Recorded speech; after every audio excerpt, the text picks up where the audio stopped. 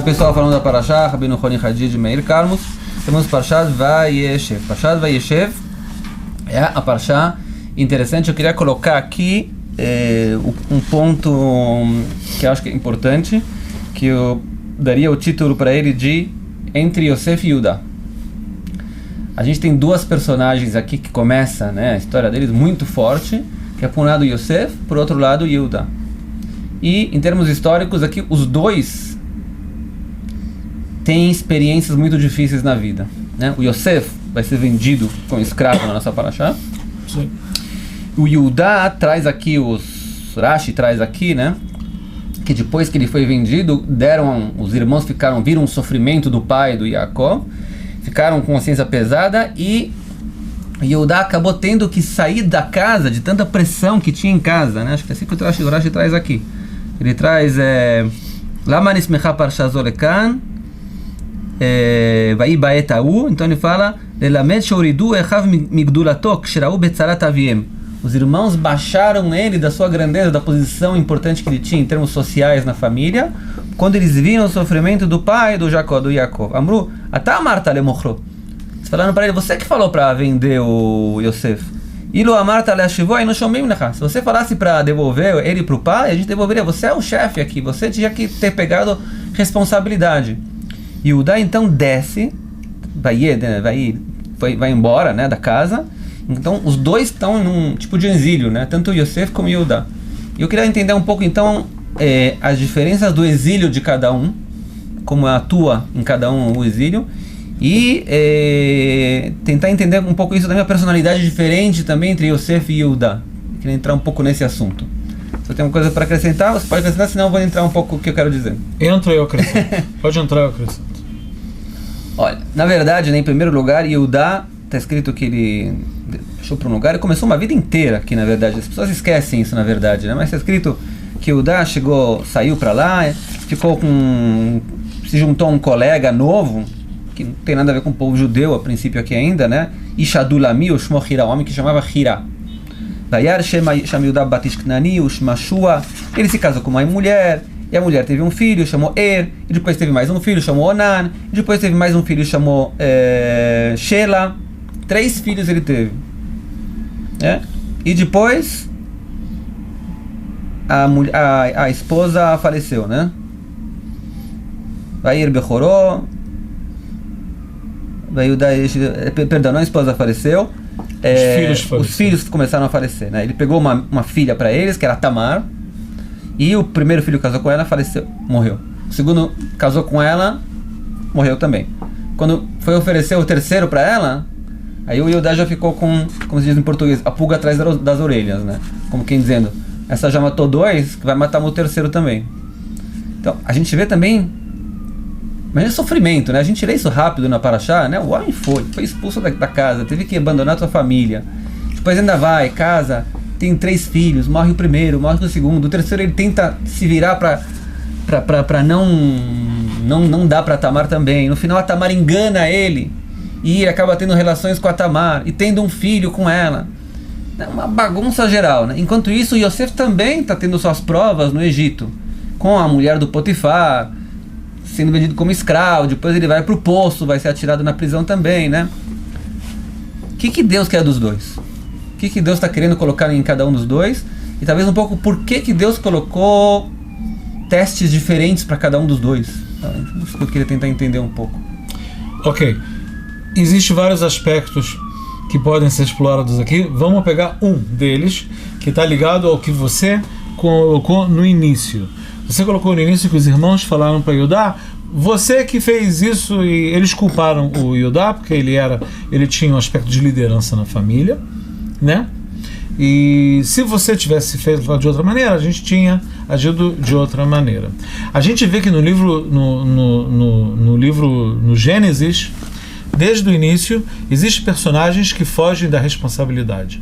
Isso já começa com Adão, o primeiro homem, Adão Arishon, que ele fala: a Isha Sher Samta Imadi, a mulher que você pôs comigo, fez eu pecar no final das contas. Quer dizer, existe uma falta de assumir responsabilidade. O primeiro pecado da história de não assumir responsabilidade foi do Adão. Exatamente. E aqui a gente também vê a questão de falta de assumir responsabilidade dos irmãos de modo geral. Na verdade, existe algo ligado entre os irmãos, e Yosef também no que de não assumir responsabilidade. Por exemplo, Yosef é criticado, apesar que é indiretamente, mas ele também está ligado à questão da responsabilidade, que Yosef, o Midrash diz, a literatura rabínica gosta de dizer, que ele foi estendido a prisão nele quando ele estava preso no Egito, porque ele confiou em Bassar Vadam, ele confiou no ministro que estava lá, que ia falar com Paró, por favor, intercede com Paró para eu sair daqui.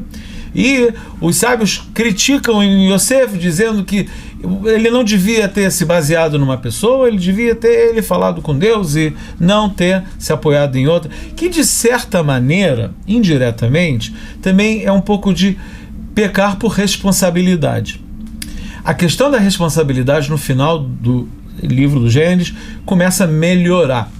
Quando os irmãos... Por que o Yosef você acha que tem a ver com responsabilidade?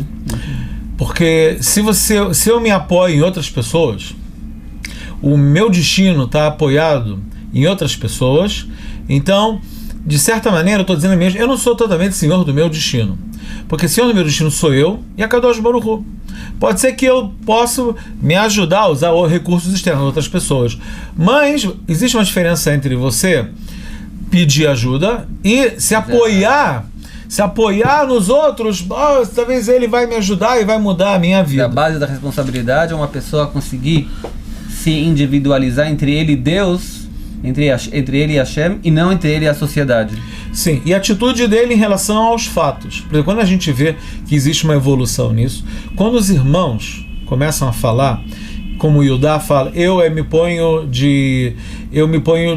em frente a Yosef, quando Yosef quer pegar Shimon. Na verdade, antes ainda, então, quando a Tamar teve relações com Yudá, e Yudá falou que ela tem que ser morta porque ela provavelmente teve relações como uma mulher casada. Verdade. Você já vê um sinal evolutivo de Yudá. Não, eu tô grávida da pessoa que me deu esse anel, esses sinais, e aí o Yudá tinha a oportunidade de assumir a responsabilidade ou não, e nesse ponto ele decidiu sim assumir a responsabilidade. Sim, poderia ser o crime perfeito, que Tamar ia ser queimada, e ele ficava limpo. E ele estaria limpo, e ele se expôs, e ele admitiu. Tanto é que Yudá, Belashon Modé, que ele confessa, né? Confessa. O confessar é a expressão de responsabilidade.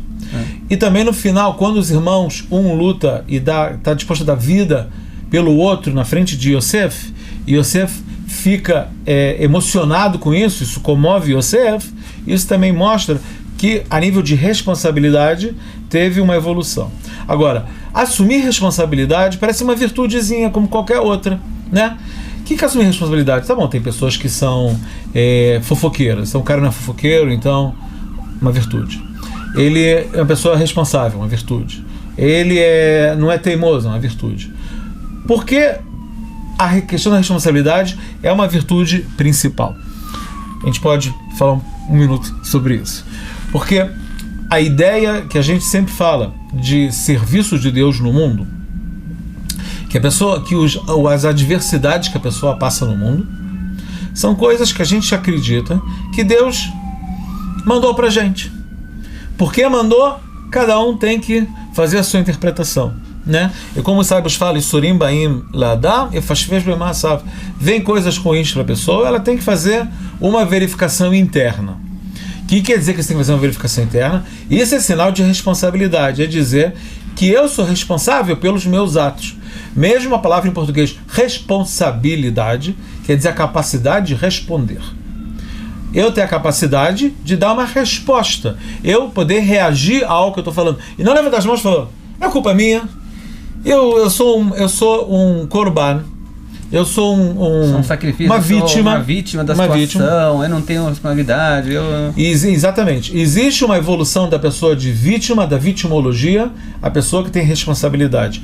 E isso aí é paralelo à questão do Yetzer Hara, do Eved com Ben Horin. O Eved, que é a pessoa que está subjugada pelo o Yetzirah dela, ele é uma vítima. Me pegaram, acabaram comigo e fizeram coisas comigo, ele não assume responsabilidade. E o Ben Horim é um que entende que as diversidades que vêm para o mundo para ele, ou são lições, ou são coisas para ele melhorar, são coisas para ele, assim. Então a gente vê essa evolução e parece que Yehudá e Yosef, cada um com as suas adversidades, isso ajudou a moldar o caráter dos dois. Yosef com seus problemas, Yehudá com seus problemas, e a gente vê como eles evoluem, os dois evoluem. Tanto é que Yosef e Yehudá, na continuação, são as duas personagens que aparecem. A câmera sai de Yaakov, né? A câmera do filme não está mais filmando Yaakov, quem está no frame da câmera é Yosef, ou Yehudá, né? Tanto é que a história, a gente pode explorar isso nas próximas parashiot. Existe um paralelismo entre a história de Yehudá e Yosef, e a cena muda. A cena muda de Yehudá, e é interessante entender qual o paralelismo que a Torá está querendo falar. Mas eu acho que eu já falei demais e você queria fazer uma colocação. Eu acho que é assim mesmo, né? Eu acho que, na verdade, o trabalho de cada um tinha que ser feito, é realmente responsabilidade.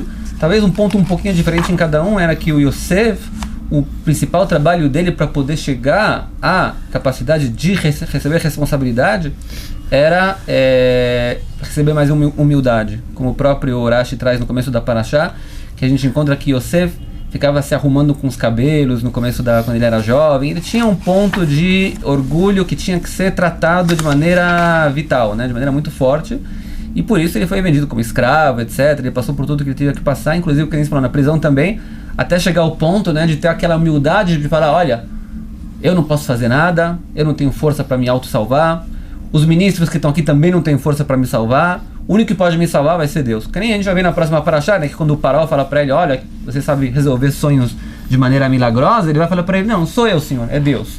Quer dizer, ele realmente comprou, né, essa capacidade de responsabilidade em termos de auto-introspecção, né, das suas ações por meio da humildade. Já o Yehudá, que nem você falou, né? Yehudá, ele também tinha que comprar a humildade, mas acho que a humildade dele era um pouco diferente em termos de que o próprio nome, que nem você falou, né? O nome dele de Yehudá é uma força de leudota, de poder, apesar que você faz erros, né? Reconhecer os erros. O Yosef não estava naquela parte de fazer erros e reconhecer. Eu pequei, então era só uma midá, uma virtude dele que tinha que corrigir. Ele ele não era um pecador, não fazia coisas erradas. O Yehudá não, o Yehudá fez um erro, ele vendeu o Yosef, ele fez coisas erradas, ele escondeu o Shela da Tamar, ele fez ações que foram erradas, e a força dele agora então é conseguir concordar que realmente eu fiz errado, eu vendi ele e errei. Eu não casei, não dei o meu filho para casar com a Tamar, e por isso eu acabei levando para mim mesmo essa mulher que Deus acabou me levando para lá. Então toda a parte de leudot, né, de concordar que... E a gente vai ver na continuação também, se fala muito isso também, na Hassidut se fala muito também, que nem essa diferença básica entre Yehudá e Yosef, que Yosef, talvez pelo próprio nome dele, Yosef é acrescentar, né? Yosef, que é quando a mãe dele teve um filho, ela falou que Deus me acrescente mais um filho, mas a própria palavra Yosef quer dizer que ele está sempre indo para frente, ele está sempre se adiantando, ele não está pecando, ele está sempre se adiantando em termos do trabalho, das suas virtudes, ele está se consertando o tempo todo, ele não está indo para trás, está sempre indo para frente. Mas não é questão de fazer slihá, de pedir perdão pelos pecados. O Yehudá não, o Yehudá ele faz erros às vezes, ele erra, e erra forte quando ele erra também, porque ele é um rei, a essência do povo de Israel é um rei.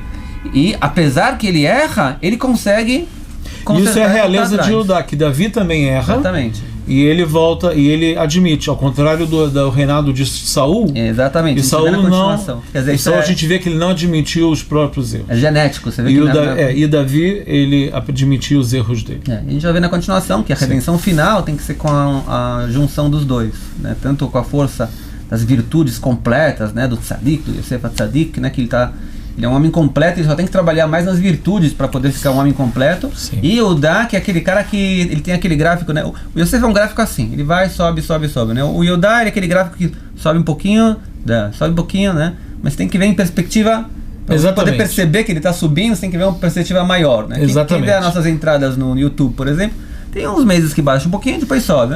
De maneira geral, o gráfico vai subindo. Eu costumava dar shiur para uns alunos, que geralmente a pessoa fala, olha esse tzadik, como é que ele chegou no nível elevado. Então se você fosse fazer um gráfico, e você fazer um gráfico igual ao de Yehudá, se você botar uma resolução muito macro, você vai ver quase uma linha que está contínua. Mas se você for fazer uma resolução muito bem definida de um ponto muito específico, você vai ver grandes oscilações. Isso é a vida da pessoa. E a vida das maioria das pessoas.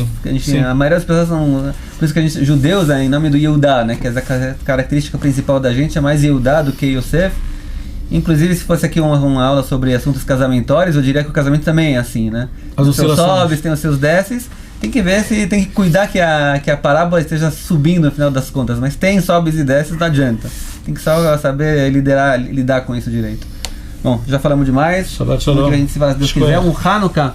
Também, se Deus quiser, a gente se encontra na semana que vem. Também em Hanukkah ainda. Shabbat Hanukkah, se Deus quiser, semana que vem.